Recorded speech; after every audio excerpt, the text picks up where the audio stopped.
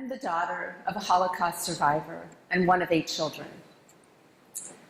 Being part of a close-knit family has played a big impact in my life.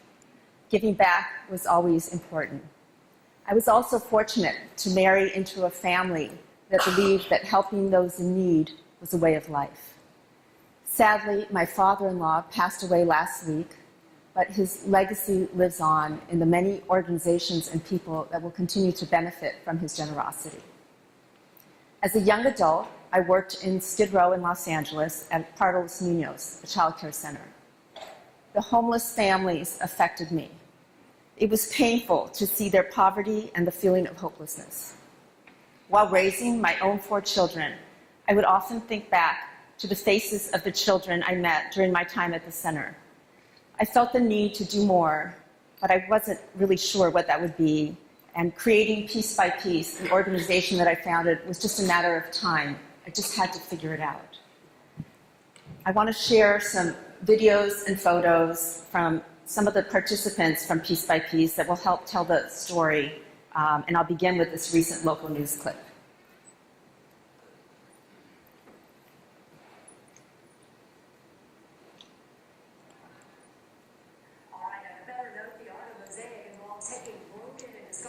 And then transforming them into new works of beauty. And it can be a metaphor for the efforts underway with some of society's discarded. NBC4's Gordon Tokamatsu tells us the story in tonight's Life Connected. And a project to save people just like him. I've always loved art and felt that there was a therapeutic element to it. Alpert had just launched Piece by Piece, a nonprofit group that gives underserved people a special kind of gift. Not a handout, mind you, but exposure to something they can learn. A connection forged in fine art, carefully crafted, handmade mosaics, just like this one. The group employs this daily challenge, taking broken, discarded things and turning them into treasures. Alpert's treasure, she says, is the bright, bold smile on the face of a man who was once hopeless, a smile born of a life connection with a woman building futures, piece by piece. In Hollywood, Gordon Tokamatsu, NBC4 News. And Alpert says the next step is to actually open up a storefront to make it even easier for the artists to sell their work. Wow.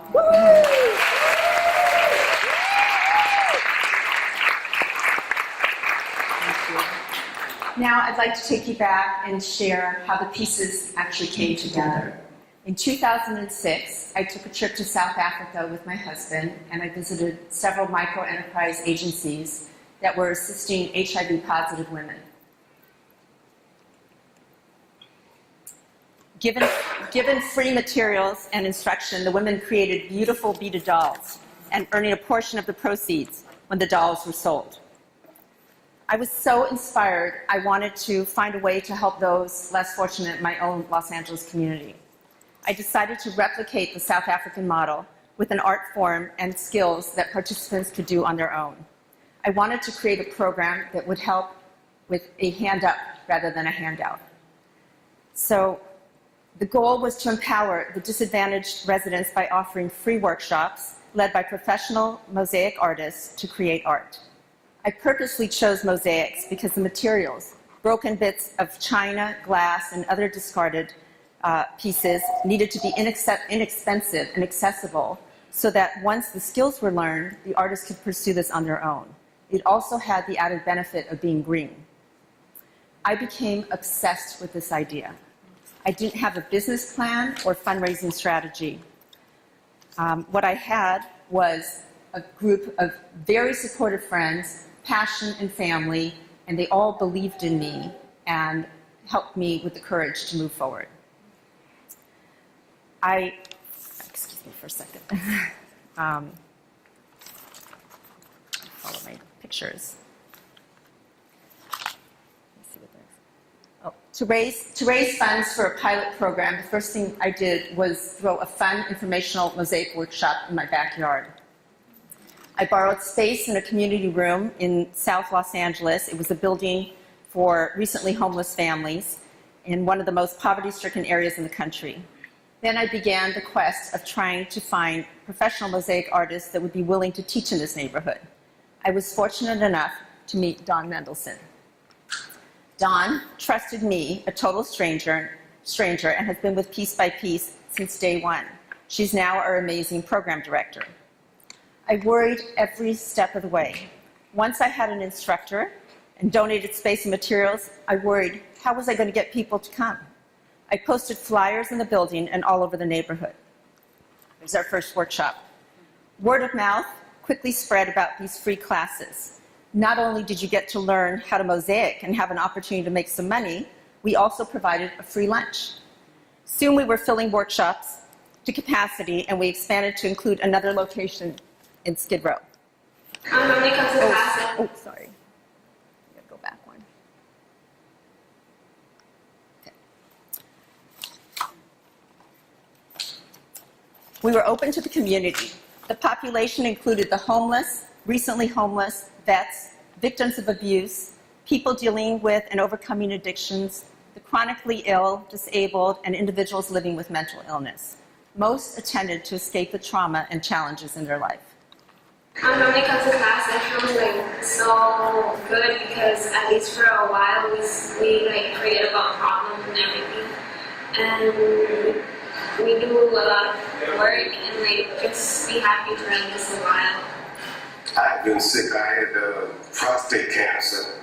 But when I come here to the class, it takes my mind off of cancer. When I got sick,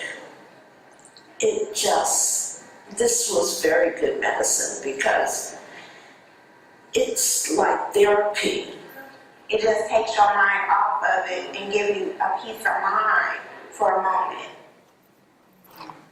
One thing that surprised me was the reluctance on the part of the participants to sell their work. I had promised to try to help them earn money, and then some of them were so proud of their work, they didn't want to part with anything. Well, the first time I sold something, I was sad because it was my first piece. I didn't want to, to sell it. I wanted to keep it, but after I had to think it twice because I really needed the money. It hurts a little bit, but we know that we're going to get something to help our families, and it feels good too. The goal was not necessarily to create artists, but to use art as a way to engage and help people express themselves by providing a positive experience in their lives. The workshops became a place to belong and a weekly distraction from problems. Depressed, bored, with no jobs and so much time on their hands, many of the participants embraced the opportunity to spend time productively creating beauty. The workshops provided a sense of purpose, belonging, and structure, with a set time and place to attend a class each week.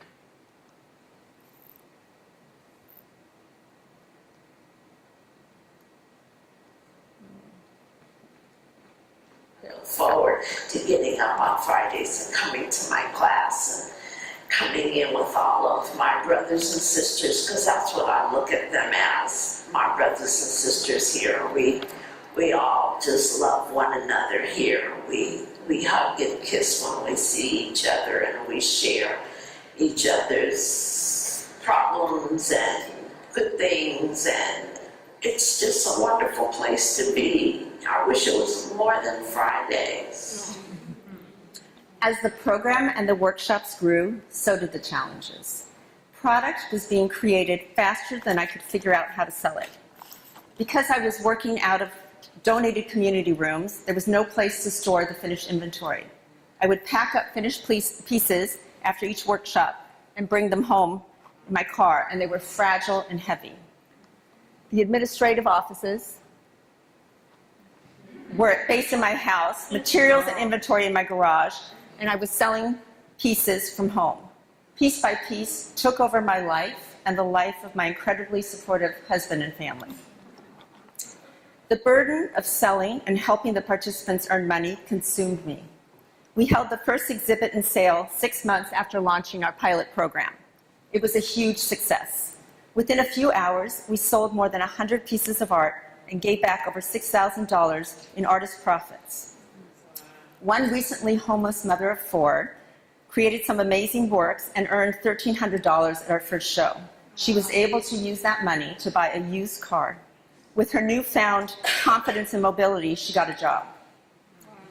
But more important than the supplementary income earned, Piece by Piece provides hope, and that is very powerful. There are no metrics that could possibly do justice to portray the positive impact that goes well beyond the number of pieces sold or income earned. When I first started the program, I had envisioned small frames and garden pots. I was going to be happy if I could help the underserved earn some much-needed supplementary grocery money. Little did I know how it would grow. We encouraged creativity, and a major byproduct was building self-esteem. It was no longer garden pots and frames. People were repurposing and mosaicing everything they could find and creating incredible works of art. Just flip through some of them.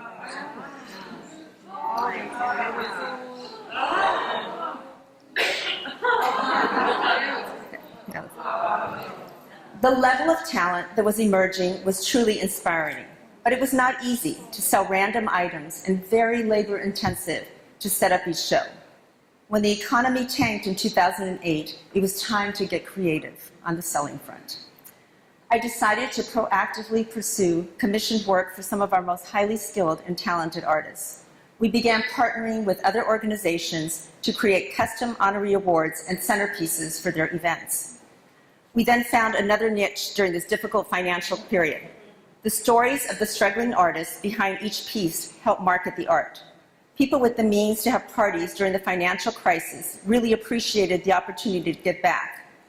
Our artists created mosaic place cards for weddings, keychains, planters, votives, and personalized gifts. So these are some of the awards.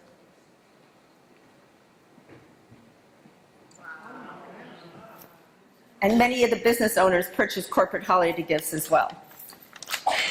Thanks to our amazing professional instructors, we've been able to take the commission capabilities of our talented artists even further.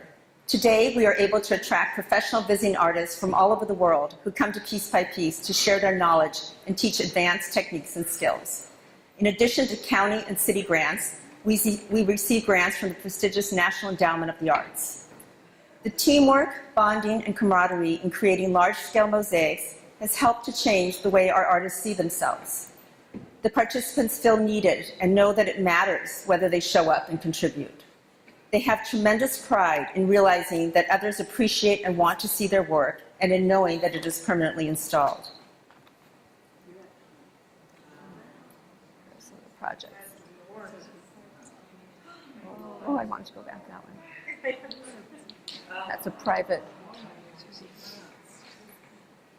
That's a public art project we did in Hollywood. These are field trips. Piece by Piece is just the most wonderful organization that I've ever been affiliated with. And I think that the world needs to know about Piece by Piece. Thank you for allowing me to share my time.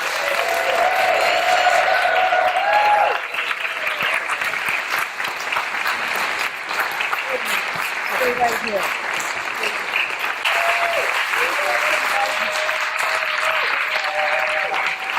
You were kind of in the dark, so for the sake of it.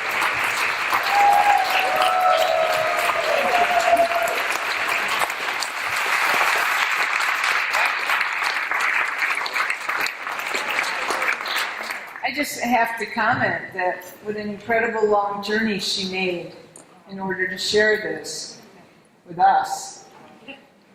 Right? All the way, fly here, 15 minutes, fly home.